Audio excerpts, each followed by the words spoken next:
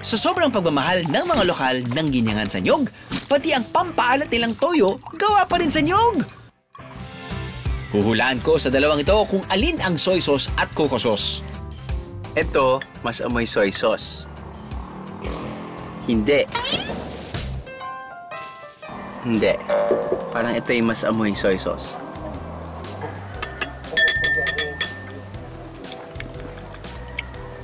Ay, ang tamis. Ay, matamis din. Pero sila matamis. Pero feeling ko, itong sa kaliwa, ito yung may halong coconut. Tama? I'm confused! Coconut?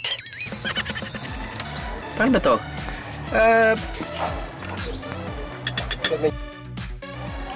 Ay, may konting asim yung coconut po.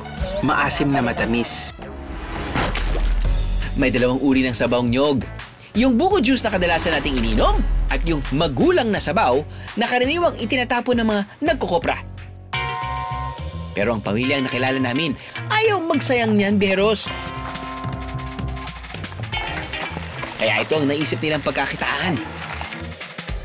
Yung sabaw ng nyog na ginagamit po namin, pinakukuluan ng matagal na matagal hanggang sa lumabas po yung tinatawag po nating coco toyo. Dito sa kanilang bakuran, tulong-tulong ang magkakamag-anak sa paggawa ng kanilang coconut sauce. Kailangan lang salayin ng mabuti ang katas ng nyog.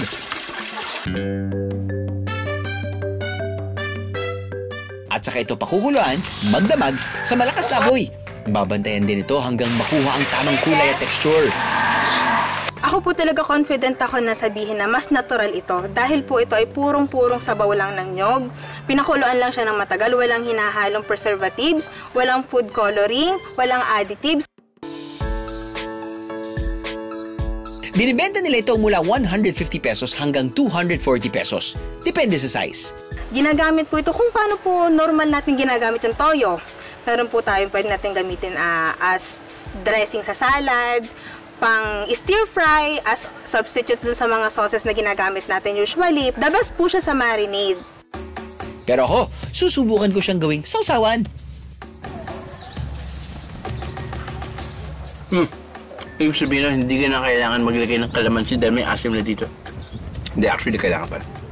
But yeah, let's go. Nice! Alright! Aftertaste ng coconut. Pero hindi lang bunga ng nyog ang pwedeng pagkakitaan. Ultimo mga patay ng parte ng nyog, nagbibigay buhay sa mga lokal ng ginyangan. Katulad na lang nitong mga palapa na nahuhulog lang sa daan. Ang pangalawa nilang buhay bilang walis tingting. Nay, paano ba to? Tama po ba? Baliktad o? Hindi, dito. Dito po yan.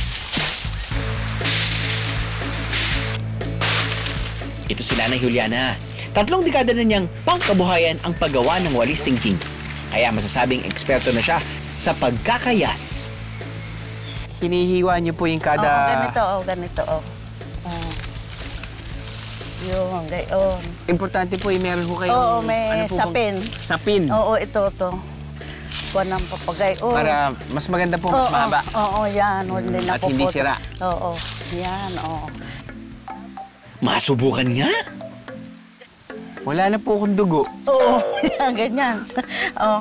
Wala na akong maramdaman.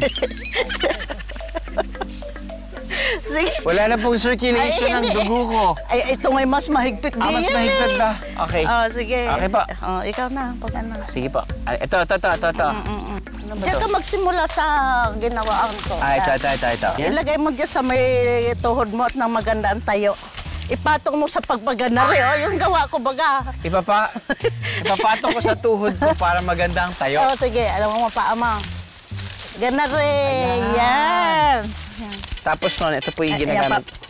Pag ganyan. Tutuunan mo.